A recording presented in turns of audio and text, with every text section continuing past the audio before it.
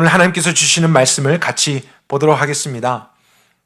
구약 성경 창세기 21장 1절에서부터 8절까지 말씀을 같이 보겠습니다. 그리고 말씀의 내용은 21절까지를 나누도록 하겠습니다. 같이 읽는 것은 21장 1절에서부터 8절까지만 함께 읽도록 하겠습니다. 1절입니다.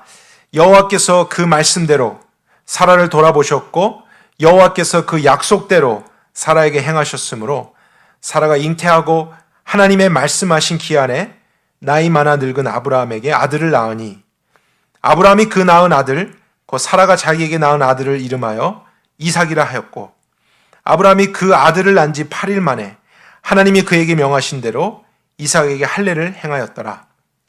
아브라함이 그 아들 이삭을 낳을 때 나이가 100세라. 이에 사라가 말하되 하나님이 나로 웃게 하셨으니 듣는 자가 다 나와 함께 웃으리로다 하고 또 사라가 자식들을 젖먹이겠다고 누가 아브라함에게 말하였으리요. 그러나 내가 늙은 아브라함에게 아들을 낳았도다 하니라. 아이가 자라매 젖을 떼었고 이삭을 젖대는 날에 아브라함이 큰 잔치를 베풀었더라. 아멘. 말씀을 위해서도 같이 기도하겠습니다. 하나님, 오늘도 우리의 귀에, 우리의 마음에, 우리의 영혼에 진리의 말씀 들려주옵소서. 하나님의 음성이 들려지게 해주십시오. 그리고 그 들은 말씀이 믿어지며 사라질 수 있도록까지 성령 하나님 역사하소서. 하나님은 살아계신 분, 오늘도 그 약속을 성취하시는 분이십니다.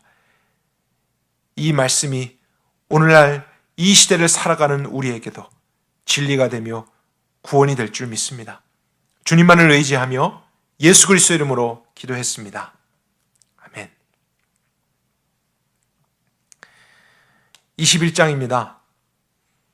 드디어 아브라함과 사라가 생명을 낳았습니다. 오랜 시간에 걸쳐서 그들이 기다리고 또 기다리다가 믿음으로 자녀를 낳았죠. 친아들을 얻게 됐습니다. 그런데 1절을 우리가 한번 다시 살펴볼까요? 여호와께서 그 말씀대로 사라를 돌아보셨고 여호와께서 그 약속대로 사라에게 행하셨다. 사라가 잉태하고 하나님의 말씀하신 기한에 아들을 낳았다. 1절, 2절에서 저희들이 3번씩이나 반복되는 중요한 사실을 발견하죠. 그것은 여호와의 말씀대로라는 표현입니다. 성경은 아브라함과 사라가 하나님을 믿었지만 그들이 하나님을 믿은 믿음의 대가로 아들을 얻었다고 이야기하지 않습니다. 왜냐하면 그들은 믿음이 좋을 때도 있었지만 믿음이 흔들릴 때도 있었잖아요. 지난주 20장 같은 말씀을 생각해 보면 아브라함은 순간적으로 두려움을 느낀 나머지 또 실수하고 거짓말하고 넘어지게 됐습니다. 그때의 믿음은 온전치 못했습니다. 그래서 그 사람의 믿음이 기준이 되고 기반이 되었더라면 오늘 21장에서 사라는 아브라함의 아들이 아닌 블레셋 왕 아비멜렉의 아들을 낳았을 수도 있었던 것입니다. 하지만 그런 믿음의 흔들림 속에서도 하나님이 인간은 기대하지 않았지만 말씀대로 그분의 뜻을 성취하시기 위해서 나타나시고 개입하시고 간섭하시고 문제를 해결해 주시고 다시 한번 은혜를 베푸사 결국에는 21장에서 아들을 낳게 하신 것입니다. 아브라함과 사라의 믿음이 아닌 그 믿음의 근거가 되었던 하나님, 특별히 그 약속에 대해서는 어떠한 상황과 문제가 온다 할지라도 능히 이루실 수 있는 능력이 있으신 하나님, 우리 그 하나님의 이름이 무엇이었죠? 엘샤다이 아닙니까? All powerful God. 그 말씀을 성취하시는 하나님. 그 하나님에 의해서 이 뜻이 이루어졌던 것이죠. 여호와의 말씀대로. 여호와의 말씀대로. 그래서 이삭을 낳은 것 궁극적으로 보게 되면 하나님이 하신 것입니다. 이렇게 이삭을 낳은 아브라함과 사라가 어떠한 반응을 보이는지 말씀을 살펴볼까요? 3절에 아브라함이 그 낳은 아들, 그 사라가 자기에게 낳은 아들을 이름하여 이삭이라고 짓게 됐죠. 이 이름은 하나님이 이전에 아브라함에게 주셨던 이름입니다. 그래서 아들을 낳자마자 하나님이 알려주신 대로 이름했다는 것은 하나님이 하셨다는 것을 인정하는 태도죠. 그리고 4절에 보면 그 이삭이 태어난 지 8일 만에 하나님이 그에게 명하신 대로 할례를 행했다고 합니다. 여기서 말하는 할례는 모세 율법이 있기 훨씬 이전의 일이기 때문에 율법적으로 한 것 아닙니다. 할례의 의미가 무엇인지를 아는 아브라함이잖아요. 그것은 그냥 육체로 받는 그런 표시가 아닌 마음에서부터 이루어지는 것이었습니다. 자기 자신에 대한 죽음을 인정하고 내 한평생 이제 여호와 하나님 한 분만을 믿으며 살아가고 그분의 은혜로 되어지는 인생이라는 것을 인정하게 되는 것. 그래서 자녀에게도 나의 믿음을 닮아 너도 그런 믿음의 삶 살아가기를 원한다. 이런 믿음을 전수해주고 싶은 마음을 담아서 아들 이삭에게도 할례를 행했을 것입니다. 이삭은 그 언약의 증표를 몸에 지니고 살아가고 처음엔 잘 모르겠지만 나중에도 그 의미가 무엇인지를 깨달으며 그도 믿음의 사람이 되게 되는 일이 있겠죠.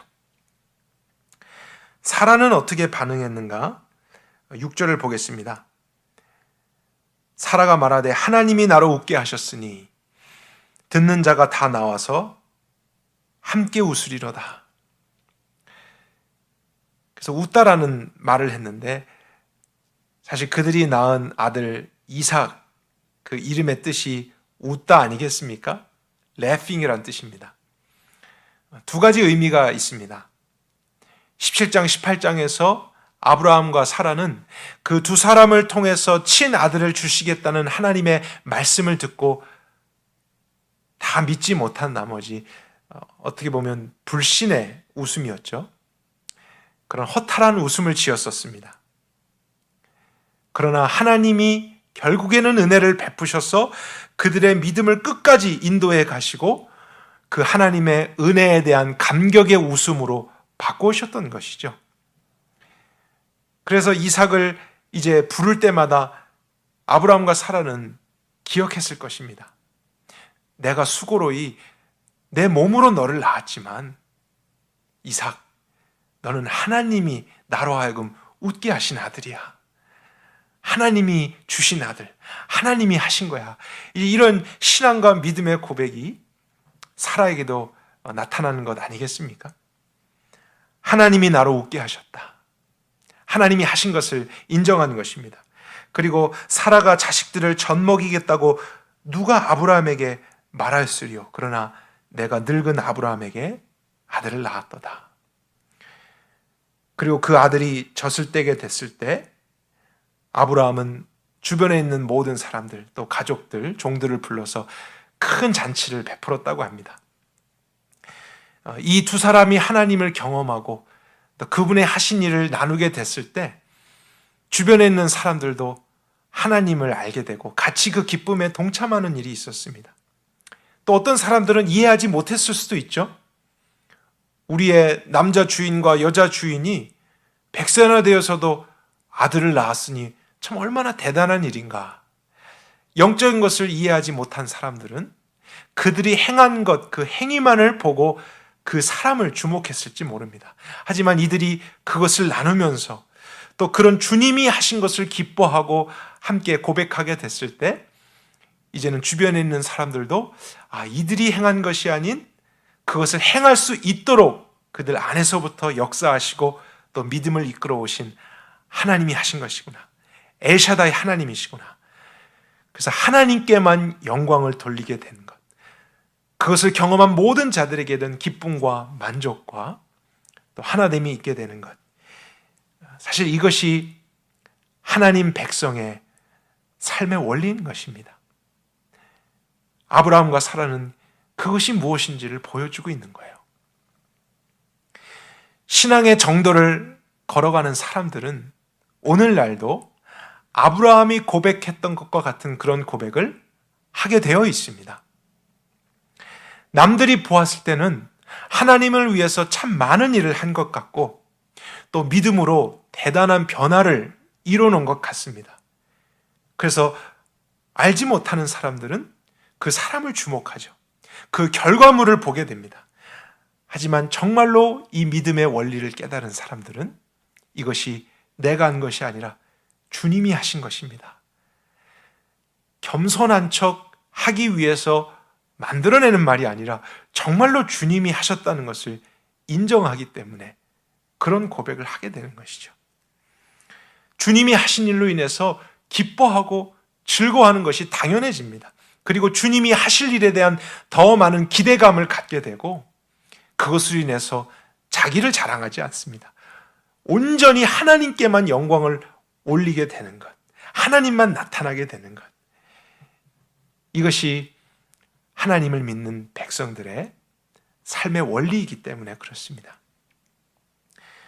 하나님은 이삭을 낳았다라고 하는 그 결과보다 어떻게 낳았는가, 그 방법과 과정에 대해서 아브라함과 사라를 통해 저희들에게 많은 계시를 주셨습니다. 그렇게 본다면 하나님께는 하나님의 뜻, 하나님의 목적, 그 결과 이상으로 어떻게 그것이 이루어지는가, 방법과 과정에 대해서 중요하게 보신다는 것을 깨닫게 되는 것이죠. 그래야만 하나님에게만 영광이 올려지게 되고 그것을 경험한 모든 사람들의 삶에 하나님의 뜻이 완성되기 때문입니다. 그런데 이때 문제가 생기죠. 그것이 이제 9절 이하서부터 나오는 내용인데 같이 한번 볼까요? 사라가 본즉 애굽 여인 하갈이 아브라함에게 낳아준 그 아들이, 이 아들의 이름이 무엇입니까? 이스마엘이죠. 이스마엘이 이삭을 희롱하기 시작합니다. 희롱이라고 하는 뜻은 괴롭히다, 또 조롱하다, 핍박하다라는 의미도 가지고 있습니다. 이삭이 젖을 뗐을 때에 큰 잔치를 베풀었다고 했으니까요. 분유가 없었던 당시 어떤 갓난아이가 젖을 떼기 위해서 한 2년, 3년 정도는 엄마의 젖을 먹게 되지 않았을까 싶어요. 그렇게 본다면 아브라함이 102세, 103세 정도가 되었겠죠. 그리고 아브라함이 85세 때에 이스마엘을 낳았었기 때문에 102세, 103세 정도가 되었다면 이스마엘은 16세에서 17세 정도가 되었을 것입니다. 오늘날 한 고등학생 정도가 된 청소년이에요. 그래서 그는 스스로가 판단할 줄 아는 나이가 되었습니다. 그런데 이제 2살 정도밖에 안 된 이삭을 보면서 괴롭히고 의도적으로 그를 핍박하고 있는 것, 정상이 아닙니다. 그리고 지금 이삭을 낳은 것 때문에 모든 사람이 기뻐하고 하나님을 찬양하고 바라보고 있는 순간에 유일하게 기뻐하지 않는 사람, 그가 이스마엘이었습니다. 왜냐하면 시기와 질투가 일어났기 때문이겠죠. 예전에 하갈에게도 비슷한 것이 있었습니다. 아브라함의 아내 사라가 아이를 낳지 못하자 그의 여종이었던 하갈이 대신 아브라함과 관계를 했더니 금방 임신을 하게 됐습니다. 그러자 하갈은 내 여주인이 하지 못했던 것을 나는 했다 하는 그런 자부심 때문에 그것이 자기 자랑이 돼서요, 오히려 여주인도 무시하고 조롱했었습니다. 그를 희롱했었습니다. 그래서 또 가정 안에 갈등이 있었던 사건을 우리가 기억하고 있죠. 그런데 그의 아들인 이스라엘도 엄마와 똑같이 이삭을 희롱하고 있습니다. 그래서 지금 모든 것이 완전하게 되는 이 상황에 갈등이 일어나게 되는 것을 보고요, 10절에 보면 사라가 아브라함에게 말합니다. 이 여종과 그 아들을 내어 쫓으십시오. 이 여종의 아들 이스마엘은 내 아들 이삭과 함께 기업을 얻지 못할 것입니다. 그러자 아브라함이 이스마엘로 인해서 심히 근심을 하기 시작합니다.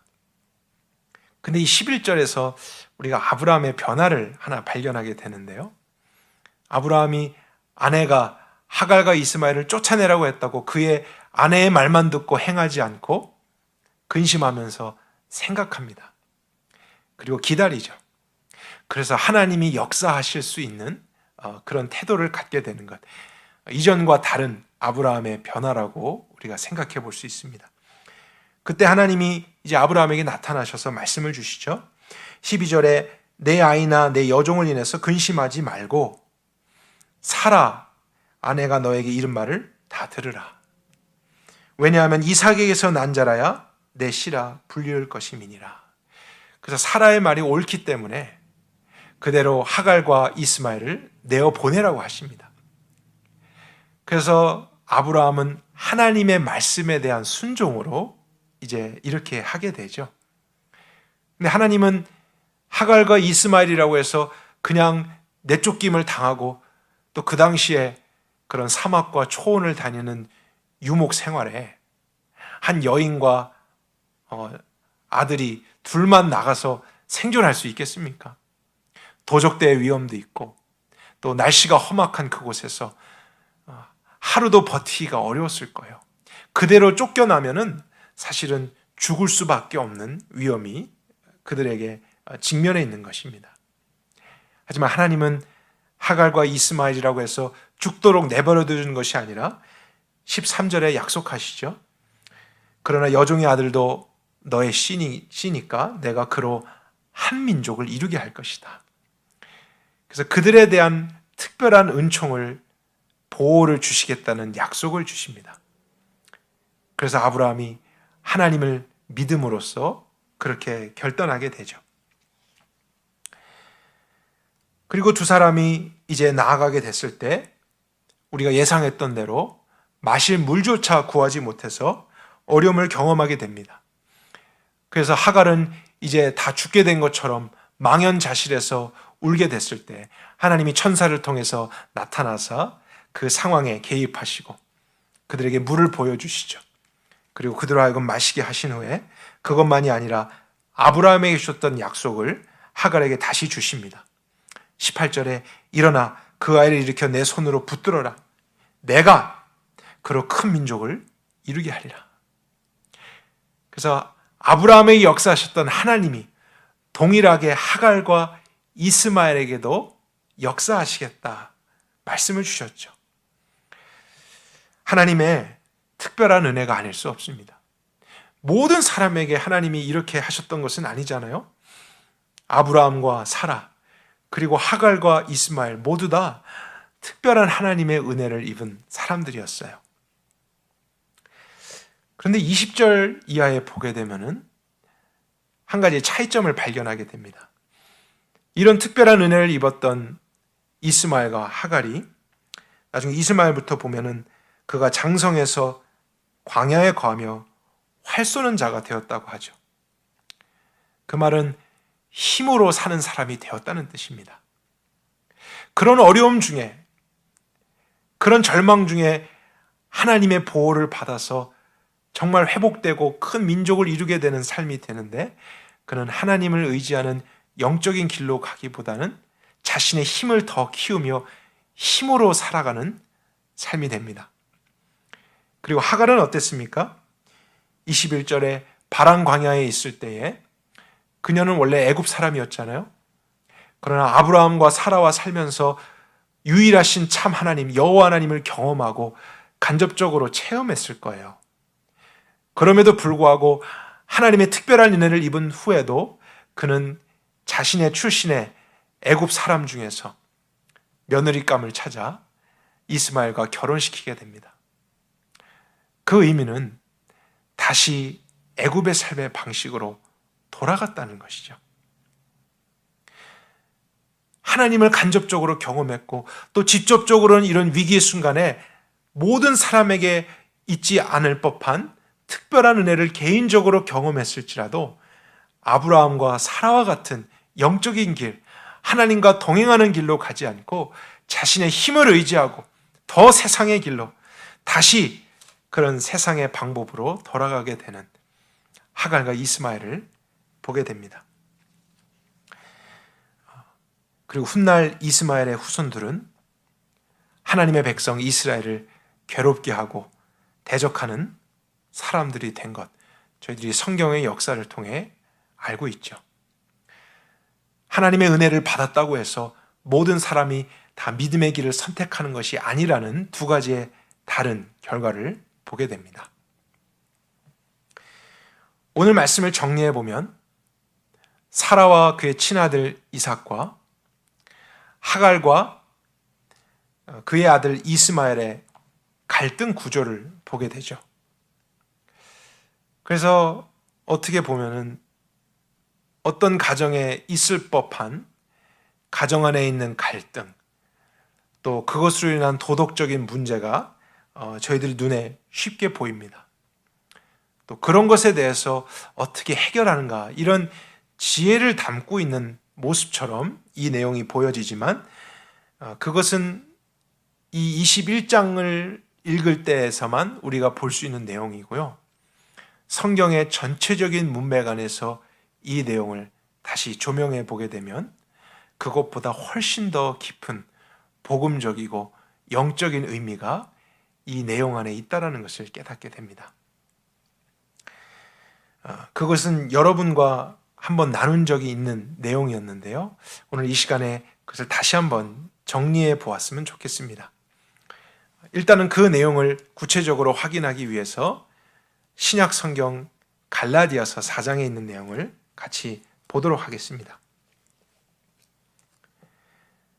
갈라디아서 4장 21절 보겠습니다.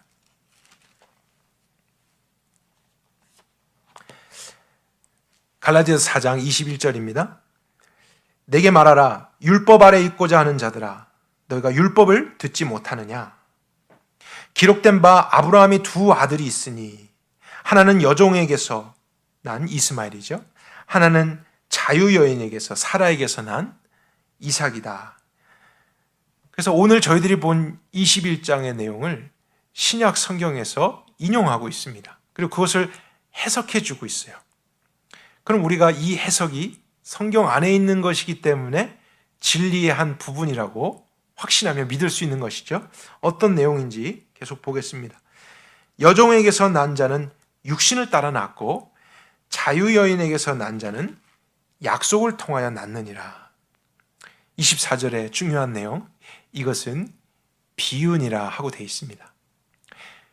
그러니까 창세기에서 아브라함이 이스마엘을 낳았다, 이삭을 낳았다 하는 것은 그냥 가정 안에 있는 어떤 일, 자녀를 낳은 사건 정도를 보여주는 것이 아니라 우리의 구원의 믿음의 비밀을 알게 하기 위한 하나의 비유로서 성경에 기록되었다는 것을 우리가 깨달아야 한다는 것입니다.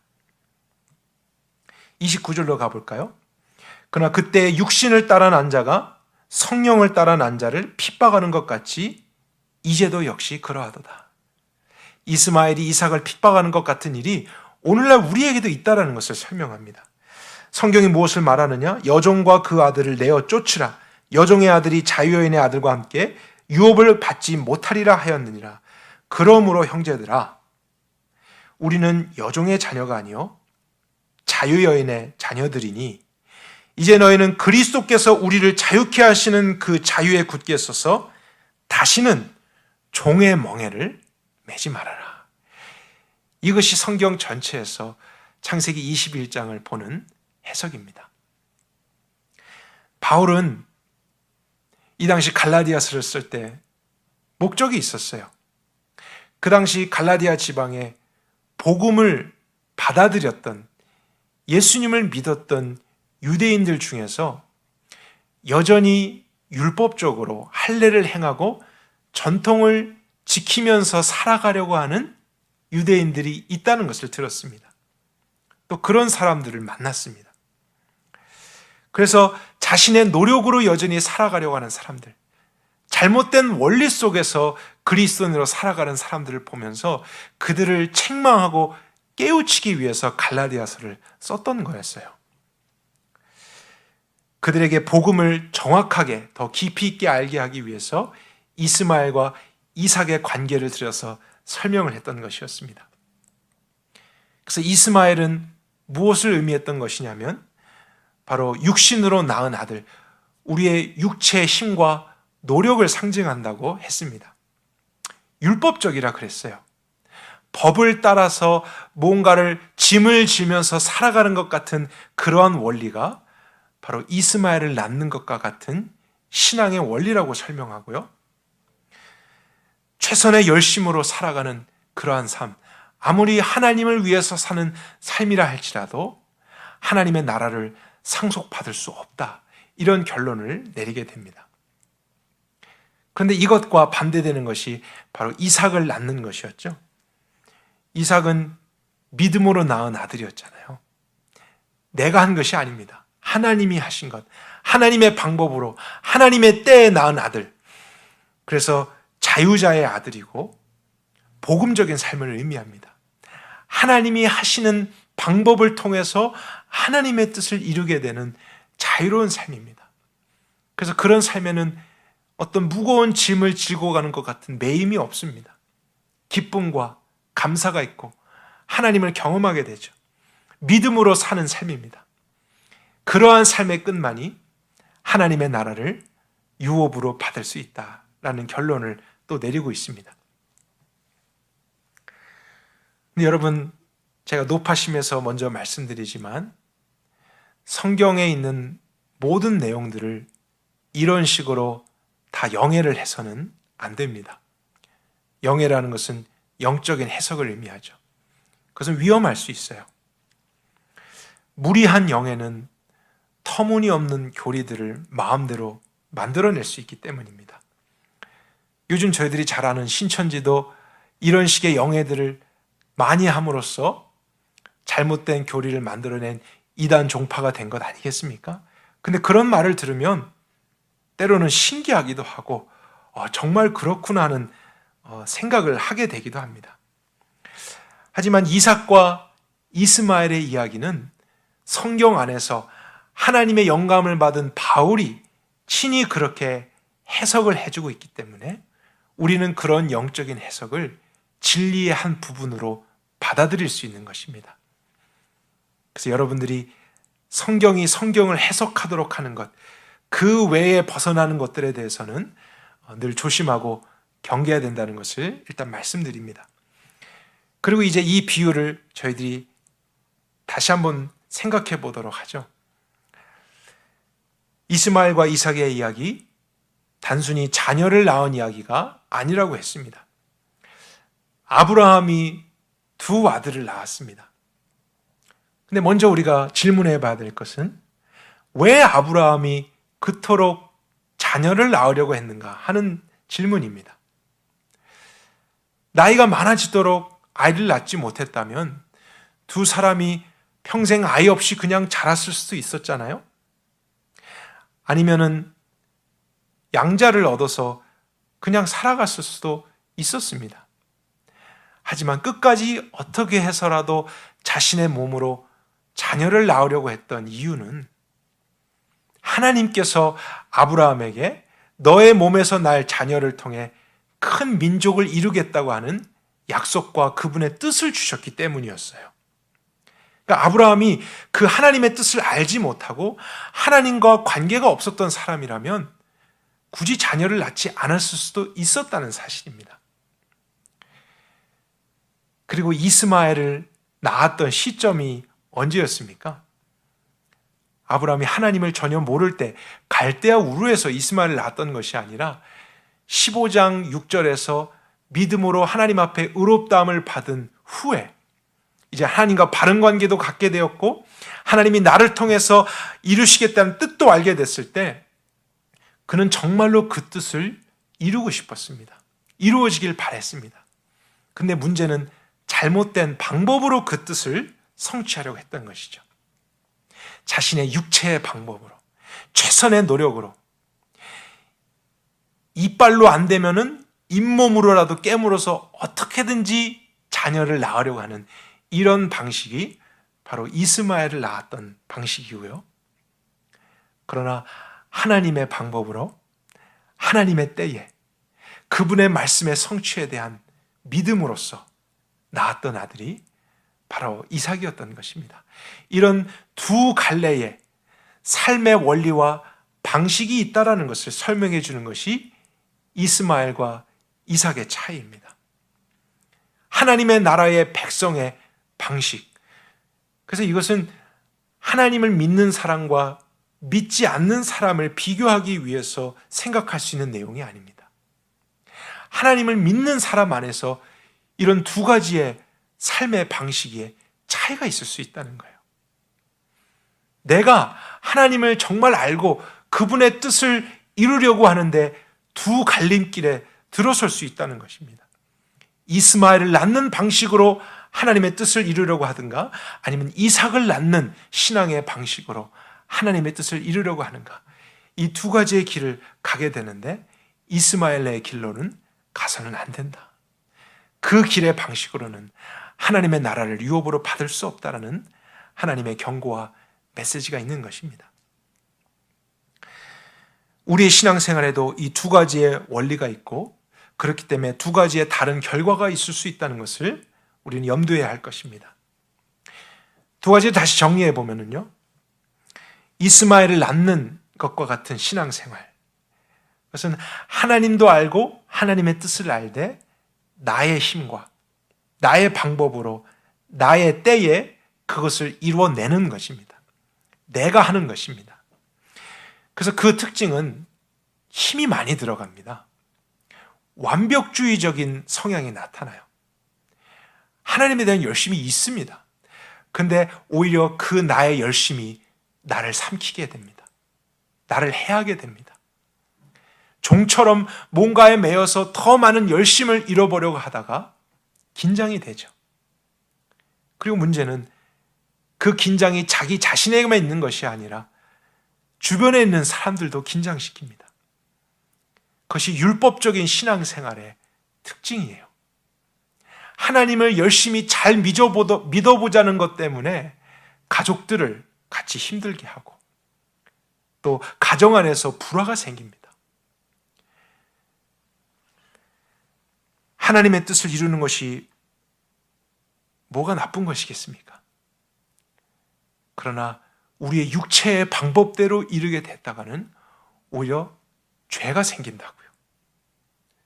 그분의 목적은 거룩함이고 좋은 것이고 영광스러운 것인데 그것을 이뤄내는 방법과 길이 잘못되다 보니까 우리는 쓸데없는 죄를 더 많이 짓게 되고 갈등이 생기게 되고 부작용들을 경험하면서 하나님 앞에 열심을 낼수록 오히려 삶이 힘들어지고 믿음을 포기하고 싶은 일이 있을 수 있는 것입니다.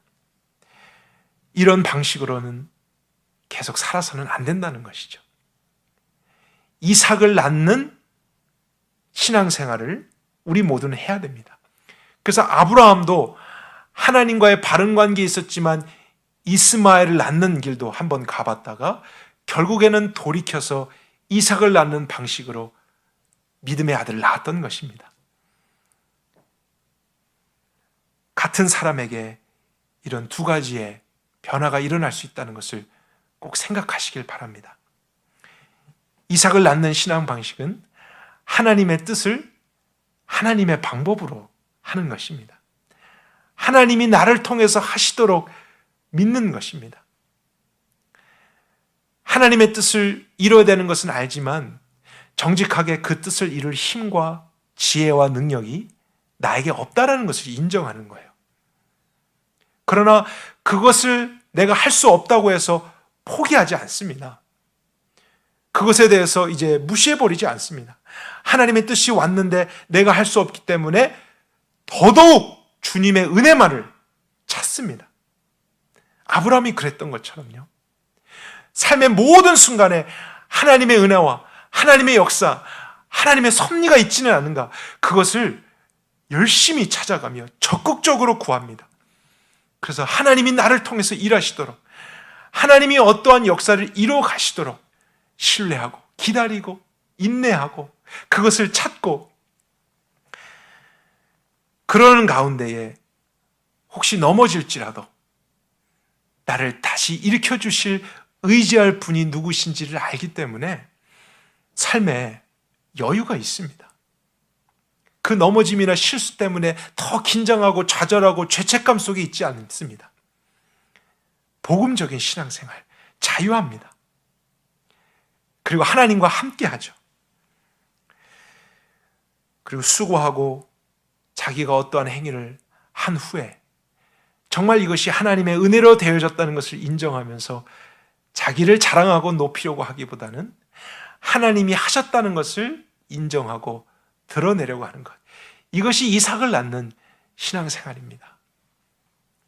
주변 사람들은 그런 사람을 통해 하나님에 대한 기쁨과 즐거움을 같이 공유하게 됩니다. 정말 하나님을 믿었더니 그런 일이 있는 것이구나.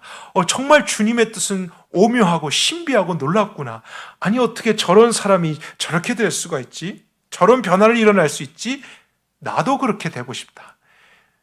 여러분, 이렇게 되는 것이 정상적인 그리스도인의 삶의 모습이라고요. 근데 오늘날 얼마나 많은 그리스도인들이 뜻은 하나님의 뜻, 목적은 거룩한데 그 방법이 여전히 나의 육신의 방법, 내가 원하는 때에 이루려고 하는 그런 열심이 되어서 오히려 믿는 사람에게도 하나님을 믿는 것을 지루하고 힘든 것으로 보여지도록 긴장시키게 하는 그러한 결과를 가져오게 있습니까? 많은 그리스도인들의 가정들, 부부간의 관계에서, 부모와 자녀 간의 관계에서 하나님에 대한 믿음 때문에 실족하고 오히려 그것이 싫습니다. 그것 때문에 싸웁니다. 짜증이 납니다.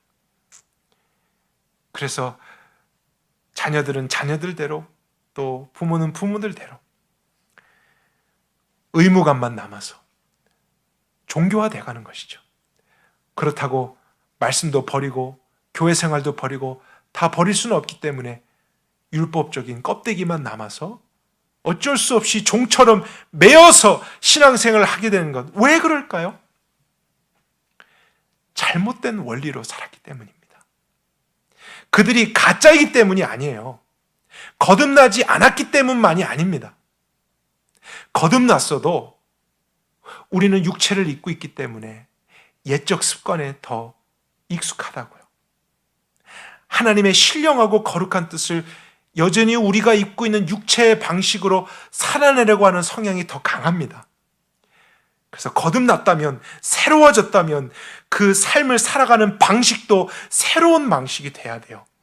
영의 방식, 믿음의 방식, 은혜의 방식, 하나님이 나를 통해서 하시는 방식, 이삭을 낳는 신앙생활이 돼야 됩니다. 교회를 20년, 30년 다녔어도 이 원리를 알지 못해서 얼마나 많은 분들이 여기저기에서 이스마엘을 낳으셨습니까? 그리고 그 낳은 것 때문에 서로 시기하고 질투하고 조롱하고 싸우고 학대하고 무시하고 좌절감 속에, 죄책감 속에 하나님을 믿는 것 때문에 내 삶이 가장 힘들고 무겁고 기쁨이 다 사라졌어요. 근데 여러분, 처음부터 그랬던 거 아니잖아요. 처음에 우리 믿음으로 시작했잖아요. 감격이 있었잖아요. 하나님이 하셨었잖아요. 그런데 어느 순간 우리의 삶이 믿음의 원리에서 떠나서 육체의 원리, 이스마엘을 낳는 원리가 되다 보니까 우리는 이러한 부작용들을 경험하는 것입니다. 어떻게 해야 되겠습니까? 계속 이대로 살아도 되겠습니까? 그렇지 않습니다. 오늘 말씀은 우리에게 결론을 주고 있습니다. 어떻게 해야 합니까? 이스마엘을 내어 쫓으라입니다. 여러분 기억하십시오. 이스마엘은 우리 가정에 있는 어느 누구가 아닙니다. 내 배우자가 이스마엘 아닙니다. 내 자녀가 아니라요. 우리 교인 중에 있는 어떤 집사님이 아니라 이스마엘은 내 안에 있다고요. 내 육체에 흐르고 있는 원리가 이스마엘이에요. 내 열심과 힘으로 살아가려고 하는 것, 내가 가진 것으로 하나님의 뜻을 이루려고 하는 이 열심, 이것을 내어 쫓아야 됩니다. 하나님의 말씀의 원리에 따라서 내 경험이 어떠하든지, 내 연륜이 무엇이었는지, 내가 터득하고 배웠던 지식과 지혜가 무엇이었든지 이것을 다 아무것도 아닌 것으로 여기고 내어 쫓아버려야 됩니다. 과감하게 내어 쫓으십시오. 그것을 부끄러워하거나 근심하지 말고 쫓아내십시오. 그리고 하나님의 원리로만 살아가는 철저하게 더 믿음의 사람이 되어야 합니다. 가만히 있지 마십시오. 하나님의 은혜로 모든 것을 이루어질 거라고 벽에 기대고 서서 변화되고 바뀌어지기만을 여러분 기다려서는 안 됩니다. 그것 또한 이삭을 낳는 방식 아닙니다. 아브라함에게서 배우는 것, 철저하게 무슨 일을 하든지 손님을 접대하는 것이든지 이런 것을 통해서도 하나님의 역사 있지 않을까? 오늘 누군가를 만나면서도 또 내가 어떤 책을 보면서도 하나님께서 말씀하시는 게 있지 않을까? 하나님의 도움이 오지는 않을까? 하나님이 이 상황 가운데 개입하시지 않을까? 그런 기대감을 갖는 거예요. 이것이 신앙생활이죠. 하나님의 뜻이 있잖아요. 우리의 자녀들이 거룩해지는 것, 경건해지는 것, 이 세상을 본받지 않은 것, 우리 부부가 물질에 또 이 세상의 원리에 노예되지 않고 하나님 말씀에 순종하고 하나님의 뜻을 이루게 되는 것, 이 공동체도 끝까지 진리의 등대가 돼서 타협하지 않고 구원의 복음 증거하게 되는 것, 그 거룩한 뜻, 우리의 육신의 방법으로가 아니라요, 우리의 최상의 전략으로 이뤄내는 것이 아니라 하나님이 하시도록 우리를 드리는 것입니다. 하나님 역사해 주십시오. 나타나 주십시오. 알게 해 주십시오. 섭리해 주십시오. 그 은혜의 목마름으로 하나님에 대한 적극성을 갖는 거예요. 기도할 수밖에 없잖아요. 하나님을 기다릴 수밖에 없죠. 내가 나서려고 하지 않고 오히려 지금 당장 내가 아는 것으로 무엇을 말하고 싶어도 다른 사람에 대한, 내 배우자, 자녀에 대한 나의 영적인 잔소리를 닫고 그것을 하나님께 올려드리는 것이죠. 주님 아시죠? 하나님 아시잖아요. 하나님이 아시죠? 주님밖엔 소망이 없습니다. 주님의 뜻, 주님이 이루시리이다. 이 세상 어떻게 변화되죠? 우리가 변화시키나요? 여러분, 착각입니다. 우리가 아무리 열심을 내서 밤을 새워서 이 세상을 바꿔보려고 해도 우리 가진 것으로는 길에 지나가는 어린아이 한 사람도 못 바꿉니다. 안 됩니다. 그러나 하나님이 아시잖아요. 이 세상 소돔과 고모라 같이 이제 심판이 긴박해 있잖아요. 이대로 있어서는 안 되잖아요. 주님을 알지 못하는 사람, 헛된 신앙생활을 하는 사람 어떻게 하겠습니까? 애통해하고 주님께 요청하고 주님의 은혜를 구하고 기다리는 가운데 하나님이 하시긴 그러한 역사를 우리는 경험하게 됩니다. 하나님의 때에 하나님의 방법으로 여호와의 말씀대로 살아가 생명을 나으니라. 여호와의 말씀하신 기한에 그 일이 이루어졌다. 우리 모두가 이삭을 낳게 되는 신앙생활의 원리로 하나님께만 영광, 또 우리에게는 어떤 것과도 바꿀 수 없는 기쁨과 만족이 충만한, 정말 다른 사람에게 부러움이 되는 신앙생활 할 수 있기를 원합니다. 일어나십시오. 여러분, 이삭을 낳는 신앙 알아가십시오. 그 영적인 태도와 질서로서 믿음의 원리를 완성하실 수 있기를 바랍니다. 같이 기도하겠습니다. 하나님, 오늘도 우리 삶에 구원의 믿음에 대한 한 부분 알려주셔서 감사합니다. 이제 들려주신 말씀 우리의 영혼 깊이 새겨주시고 실제가 되게 하옵소서. 지난 날 동안 너무나 많은 이스마엘을 낳아서 나도 피곤했고 우리 가족들도 피곤하게 했고 우리 공동체 안에서도 서로를 피곤하게 하고 서로를 긴장케 하며 우린 다툼과 시기와 싸움이 있었습니다. 하나님 때문에 많이 죄졌습니다. 나 때문에 교회를 떠난 사람들도 있었습니다. 하나님, 이제 이런 신앙생활 청산하고 이삭을 낳는 신앙생활로 한 번뿐인 인생 살아가게 하옵소서. 후회 없이 하나님께만 참 영광이 되며 진정한 기쁨과 만족과 행복을 주 안에서 경험할 수 있도록 축복해 주옵소서.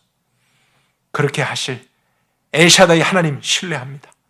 오늘도 이 말씀 후에 역사하실 하나님 신뢰합니다. 예수 그리스도 이름으로 기도했습니다. 아멘. 우리 함께 각자의 자리에서 기도하기를 원합니다. 여러분이 알게 하신 이 진리의 사실을 따라서 우리 더 깊이 한번 기도했으면 좋겠고요. 또 오늘 우리 가정에 이 말씀 필요하지 않습니까? 우리가 하나님 때문에 가정이 긴장하고 하나님의 뜻 때문에 서로 다투고 싸우고 있지 않습니까? 코로나 바이러스 때문이 아니라 어떤 세상 안에 그런 원리와 영향이 아직도 우리 가정 안에 있기 때문에 우리는 다른 문제로 고통하고 있습니다. 또 물론 바이러스에 대한 문제도 우린 기도해야겠죠. 그러나 우선적으로는 우리 안에 이삭을 낳게 되는 신앙생활이 더 구체적으로 회복되고 또 누려질 수 있도록 우리 가족들 안에서도 모두가 이 원리를 따라서 하나님의 뜻을 온전하게 성취하는 일이 있을 수 있기를, 우리 아내는 남편을 위해, 남편은 아내를 위해, 또 부모님은 자녀를 위해, 자녀들은 부모님을 위해서 함께 기도하십시다. 또 공동체 안에 있는 많은 형제 자매들을 위해서도 그들이 자신의 열심에 의해서 스스로가 삼킴을 당하지 않고 하나님의 열심에 의해 그들이 이제 참된 믿음 생활을 하게 될 수 있도록 우리가 기도했으면 좋겠습니다. 또 이 마지막 시대에 하나님의 구원이 있게 되고 또 많은 이 바이러스 문제로 고통받는 사람들과 현실들, 사회적인 문제도 주님의 긍휼 앞에 해결되고 하나님을 알게 되는 기회들이 많아질 수 있도록 우리 전반적인 모든 것을 위해서 같이 한번 합심해서 기도하겠습니다.